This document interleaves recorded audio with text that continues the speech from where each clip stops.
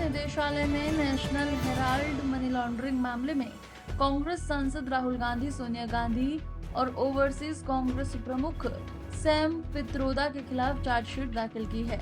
इस घटनाक्रम पर बीजेपी सांसद सुधांशु त्रिवेदी ने कांग्रेस पर तीखा हमला बोला। उन्होंने कहा कि ये मामला केवल कानून का नहीं बल्कि नैतिकता और जनता के विश्वास का भी है। त्रिवेदी के बयानों ने राजनीतिक माहौल को और गर्म कर दिया है। कांग्रेस पार्टी को ध्यान रखना चाहिए कि विषय की शुरुआत 2012 में हुई थी और एक जनहित याचिका के द्वारा दिल्ली हाई कोर्ट ने अक्टूबर 2013 में इस केस की शुरुआत की थी।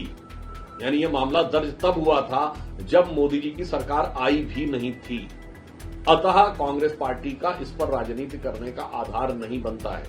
टेक्निकली देखें तो यह भारत के इतिहास का एक विचित्र मामला है जिसमें कोई एक ऐसी कंपनी 90 करोड़ की देनदारी में बिक गई जिसके पास हजारों करोड़ की संपत्ति थी, जो किसी के द्वारा समझ में आने वाली बात नहीं है।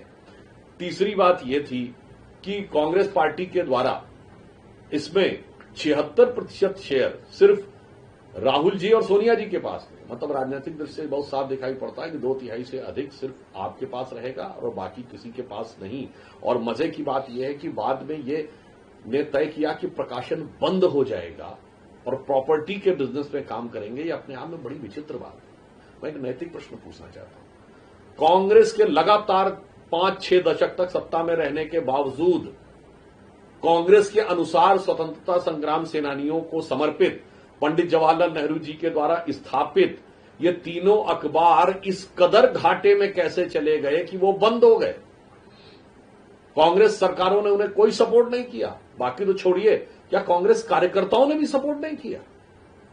अगर केवल कांग्रेस के 10% कार्यकर्ता भी नवजीवन, नेशनल हेराल्ड और कौमी आवाज खरीदते रहते तो उनके बंद होने की नौबत नहीं आ सकती थी और 90 करोड़ का घाटा तो 10 साल के अंदर चुटकी बजाते हुए पूरा हो जाता। तो कांग्रेस से भी पूछना चाहता हूं, अंग्रेजी में नेशनल हेराल्ड, हिंदी में नवजीवन, कि उर्दू में कौमी आवाज को भी आपको ग्राहक नहीं मिल रहे थे। ये तो दिखाई पड़ रहा है कि लगता कांग्रेस के पदाधिकारियों और कार्यकर्ताओं की ही आस्था उनके इस जो दावे है कि स्वतंत्रता संग्राम सेनानी और कांग्रेस का भावनात्मक लगाव था, ये भावनात्मक लगाव कितना यथार्थ था ये इसका प्रमाण दे रहा है। या फिर लगाव उसकी संपत्ति से था, ना कि उसकी भावना से। इसलिए नैतिक और तकनीकी दोनों आधारों के ऊपर कांग्रेस के यह दावे बहुत खोखले, आधारहीन और दुर्भावना से प्रेरित तथा जांच की प्रक्रिया को प्रभावित करने के विचार से प्रेरित दिखाई